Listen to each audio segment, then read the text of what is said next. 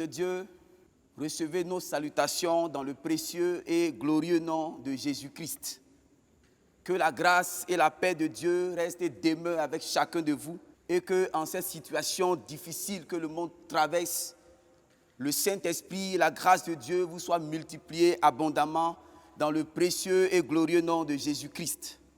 Nous prions Dieu. Béni sois-tu notre Père et notre Dieu, toi le Dieu de la vie. Cette occasion que tu nous donnes, nous voulons élever ton nom en dignité et célébrer ta grandeur pour cette télévision de l'Église méthodiste qui nous donne l'occasion de nous entretenir avec ton peuple qui nous suit.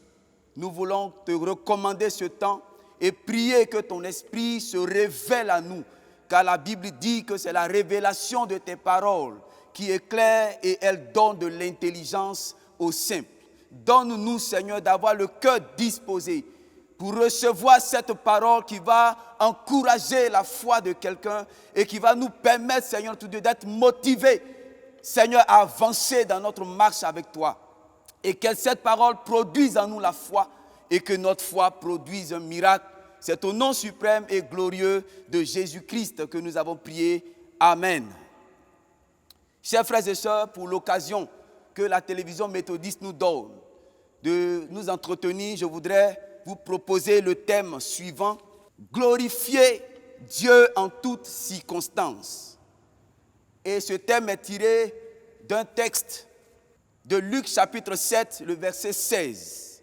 Luc chapitre 7, le verset 16 qui dit ceci: tous furent saisis de crainte et ils glorifiaient Dieu, disant: un grand prophète apparut parmi nous et Dieu a visité son peuple. Chers frères et sœurs, cette parole qui a été dite par cette assemblée qui suivait une femme veuve qui venait de perdre son fils, son unique fils, et dont on partait faire l'enterrement. Et au sortir de la ville, Jésus rencontre ce cortège, parce que lui faisait son entrée dans la ville de Naï. Et lorsque Jésus entra dans cette ville, Jésus regarde la femme et, ému de compassion, il touche le cercueil et il dit à la femme: ne pleure pas, ne crains pas. Et touchant le cercueil, dit à l'enfant: lève-toi. Et la Bible enseigne que l'enfant s'est levé et il a rendu à sa mère. Et tous ceux qui étaient présents, frappés de ce miracle, frappés de cette merveille que Jésus-Christ venait d'opérer, ont exprimé ces mots, glorifiant Dieu, célébrant Dieu, magnifiant Dieu et reconnaissant que Dieu avait visité ce peuple au travers de la personne de Jésus-Christ. Et c'est pourquoi ce matin, ou cette occasion que Dieu nous donne, je voudrais nous entretenir sur ce thème: glorifier Dieu en toutes circonstances. Bien-aimés, tellement de circonstances parcourent le monde et traversent le monde en visitant plusieurs. Certaines qui sont bonnes et d'autres mauvaises mettent l'humanité dans des situations souvent difficiles. Et face à ces situations, le cœur de l'homme est parfois troublé. Et c'est pourquoi, à cette occasion, je voudrais vous encourager à véritablement avoir une attitude dans ces moments difficiles, soit-elles que vous traversez, dans ces circonstances difficiles, soit-elles que vous traversez, et vous encourager à la foi et à la communion constante et permanente avec notre Dieu. Alors, le mot essentiel de notre thème est le mot glorifier. Qu'est-ce que veut dire glorifier? Bien aimé, glorifier, c'est rendre gloire, rendre un honneur, donner gloire à quelqu'un pour ce qu'il a fait ou pour ce qu'il est. Dans nos cadres, c'est glorifier Dieu, c'est célébrer Dieu, c'est magnifier Dieu, exalter Dieu, parce qu'il a fait pour nous de grandes choses et parce qu'il continue de faire encore des choses inestimables, des choses merveilleuses. Si tu le crois, dis Amen. Bien-aimés, pourquoi donc nous devons glorifier Dieu? Oui, il y a une raison et plusieurs même d'ailleurs pour lesquelles nous sommes emmenés et encouragés ce matin à glorifier Jésus-Christ de Nazareth. La première raison, bien-aimés, nous devons glorifier le Seigneur pour ce qu'il a fait. Oui, pour ce qu'il est aussi. Parce que je suis convaincu que toi qui me regardes en cette occasion-là, certainement Dieu a fait pour toi des choses que tu ne peux même pas imaginer, des choses excellentes. Et pour ces raisons-là, tu as besoin de glorifier Dieu. Oui, glorifier Dieu pour ce qu'il est. Parce que la Bible l'appelle le Dieu qui peut tout. Et si tu crois que Dieu peut tout, même si la situation n'est pas encore réglée, parce qu'il peut tout, parce que c'est sa nature, alors il est bon de le glorifier. La deuxième raison pour laquelle nous devons glorifier Dieu, c'est parce qu'en le glorifiant, cela permet à Dieu de manifester encore dans nos vies d'autres miracles. Oui, Dieu est le Dieu des miracles.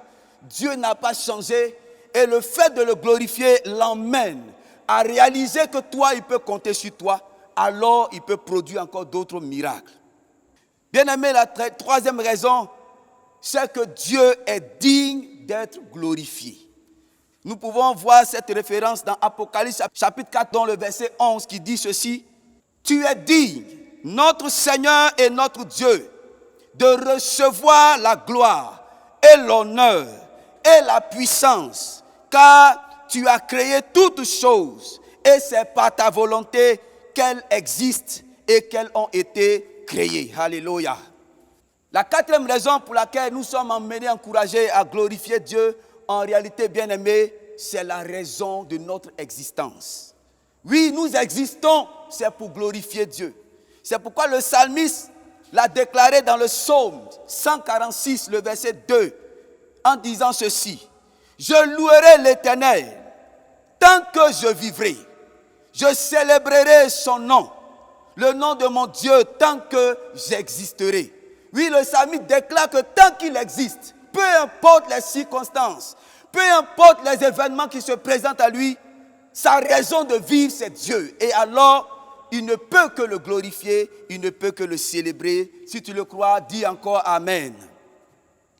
Bien-aimés donc, dans quelles circonstances nous devons glorifier Dieu? Oui, bien-aimés, les circonstances sont réparties en deux grandes catégories qu'on peut nommer les bonnes occasions, les bonnes circonstances, et l'autre côté, ce sont les difficultés et les circonstances difficiles. S'agissant des bonnes circonstances, bien-aimés, nous devons glorifier Dieu lorsque nous voyons Dieu faire un miracle dans notre vie. Soit une guérison que tu as expérimentée hier, une guérison que tu as expérimentée donne une raison suffisante pour que tu puisses glorifier Dieu. Le fait même de dormir, quand d'autres ne peuvent pas se réveiller et que toi, Dieu t'a fait la grâce de te réveiller, c'est une très bonne raison de rendre gloire à Dieu. Alléluia. Chers frères et sœurs, nous devons glorifier Dieu lorsque nous expérimentons dans le cas du fils de cette femme une résurrection.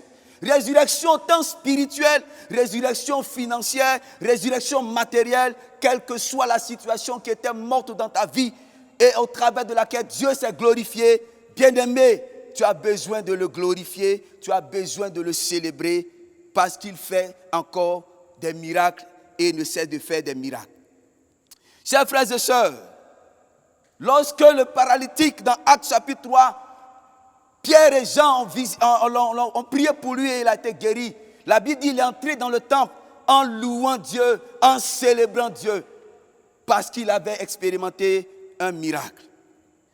Bien-aimés, face à des défis de la vie, face à des oppositions ou des formes d'adversité, il est bon de glorifier Dieu. David l'a si bien expérimenté lorsqu'il a été face à des lions, face à des ours. Et devant Goliath désormais, il a témoigné de ce que Dieu a été avec lui et l'a délivré de la patte de l'ours et de la gueule du lion. Alors ce même Dieu qui l'a fait est capable de le délivrer de la main de ce Philistin. Gloire à Jésus. Bien-aimés, le roi Josaphat, dans 2 Chroniques, le chapitre 20, l'a aussi vécu. Lorsque 3 peuples se sont associés pour venir attaquer Juda, la Bible dit dans sa frayeur, Josaphat s'est disposé à chercher l'Éternel. Il a rassemblé tout le peuple. et tous se sont assemblés devant l'Éternel. Et le verset 18 et 19 disent ceci. Josaphat s'inclina le visage contre terre, et tout Juda et les habitants de Jérusalem tombaient devant l'Éternel pour se prosterner en sa présence. Les Lévites, d'entre les fils des Kéanites et d'entre les fils des Coréites, se levaient pour célébrer d'une voix forte et haute l'Éternel, le Dieu d'Israël. Alléluia. Oui, Josaphat l'a expérimenté. Lui, en tant que roi, il aurait pu ne même pas se prosterner. Mais quand il a regardé la difficulté qui était devant lui, la Bible dit, il s'est prosterné le visage contre terre et a commencé à élever Jésus, a commencé à glorifier le roi des rois, a commencé à magnifier le nom du Tout-Puissant, parce qu'il savait que la délivrance appartient à l'Éternel. Si tu le crois, dis aussi Amen. Oui, la délivrance appartient à Dieu. C'est pourquoi je veux dire à quelqu'un ce soir, ou cette occasion, quelle que soit l'épreuve, quelle que soit la difficulté devant laquelle tu te trouves, le Dieu de miracles est encore à l'œuvre. Bien-aimés, nous devons encore glorifier Dieu dans les moments d'épreuve, dans les difficultés de la vie. Oui, en ce moment même, nous sommes en train de traverser une pandémie qui a paralysé le monde entier. Plusieurs ont été atteints d'une manière ou d'une autre par cette pandémie, par ce coronavirus. Et nous croyons que quelle que soit l'évolution de cette situation, il y a un Dieu qui règne dans le ciel et qui est capable de nous délivrer de ses œuvres. Si tu le crois, dis Amen. Oui, frères et sœurs, l'apôtre Paul a dit dans Romains chapitre 8, verset 28, au reste, frères, sachez que toutes choses concourent au bien de ceux qui aiment Dieu et de ceux qui sont appelés selon son dessein.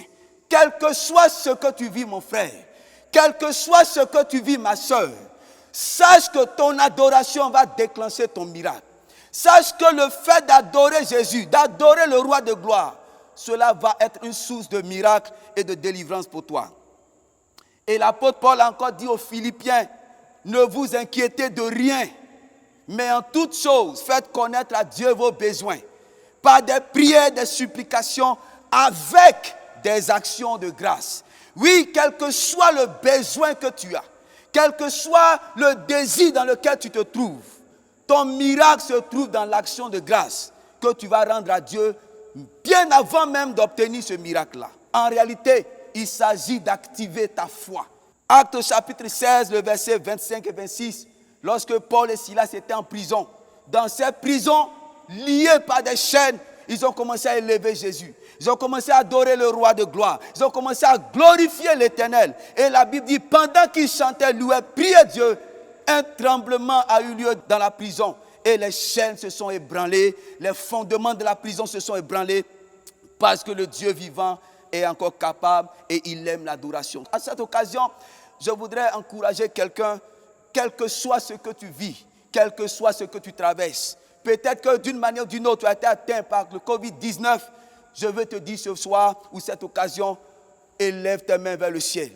Car le Dieu du ciel n'a pas encore dit son dernier mot. La Bible enseigne que c'est lui qui a le dernier mot et il n'a pas changé. Il est encore capable de te sortir de ta situation. Si et seulement si tu lui démontres ainsi ta foi lorsque tu vas commencer à l'adorer, lorsque tu vas commencer à le louer, lorsque tu vas commencer à le célébrer. Et j'aime ce cantique qui dit « Malgré tout ce qu'il m'arrive, je demeure confiant en mon Sauveur. Je sais que mon Dieu ne me confondra jamais. En Jésus, je suis fort. » Oui, je veux t'encourager, car Jésus ne t'a pas abandonné. Que sa grâce et sa paix soient avec toi au nom de Jésus-Christ. Amen. Nous prions notre Dieu.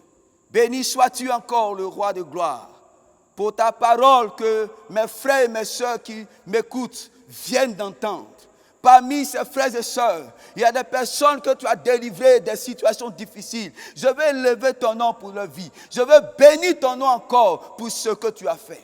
Pour ceux, oh Dieu, qui sont en ce moment même en train de traverser la vallée de l'ombre de la mort, je déclare ce soir que la main de l'Éternel te tient et te conduit au bout du tunnel. La main du Tout-Puissant est avec toi et te fait traverser cette vallée de l'ombre de la mort. Car il est le Dieu qui te tient, il est le Dieu qui te soutient. Seigneur, sois avec ses frères, sois avec ses sœurs, ceux qui découragés, sont en train d'abandonner la foi. Ramène leur cœur à toi, au nom suprême de Jésus-Christ. Béni sois-tu, Seigneur, pour ce que ta parole produit un effet dans nos cœurs, dans nos vies. Et que la louange et la gloire te reviennent. Tous ceux qui sont opprimés, influencés par des puissances infernales, je maudis les œuvres dans le nom de Jésus-Christ. Et je déclare leur délivrance, je déclare leur libération, je déclare leur guérison dans le puissant et glorieux nom de Jésus. Père, merci. Parce que tu nous as exaucés. À toi seul soit louange, gloire et honneur d'éternité en éternité, au nom suprême et glorieux de Jésus. Que quelqu'un dise Amen.